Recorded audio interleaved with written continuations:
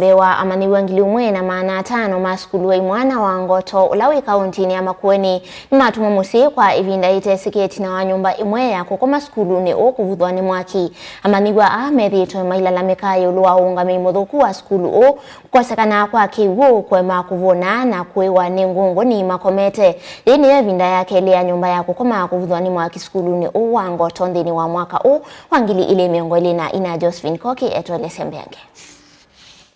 Amanyiwa maskulu wa imwana wa Ngoto ni matuma musi etina wa kuvivya nyumba imwe ya ukoma utukune wa kwa mukia omonde wala amanyiwa ya na imwe miongo mwonza na atano mavewa ni sindusio.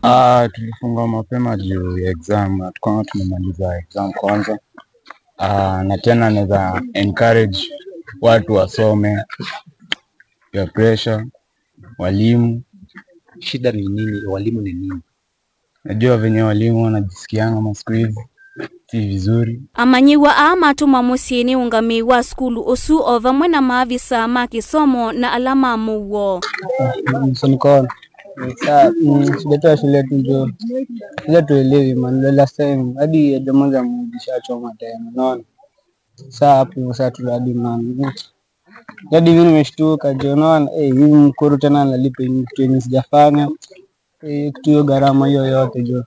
Sababu kuna design nauma. Hadi unasikia wewe unaongea nauma tu, yani inauma tu kindani mkoro. Yani jo Amwe amanyiwa alama nena na vilingi wa mavone matula muti ungami wa skulu o nondo wa kwemwa ni kuthinikia manyungu ni siomo maiweta tamethi twe maivinyiwa maunduni maleu kwitha bateki wukitheu cha kutumia na nyumba isi ya ukoma kwitha na ngungu ni valayu kiko cha kuvivya nyumba ya ukoma ne cha keli mwakani u. Sometimes unapata tu anakazia tuseme tu chakula tu anani wanapunguza chakula, mwingine kunanga maji. Haya. Mwingine unapata kuna nini sambunguni hapo. Wanatry tu kuzitoa, tumeongea mara mingi wametry. Lakini tu students wanastwangu. Ni ripoti ya vilingi wa Mavo ni Josephine Koki.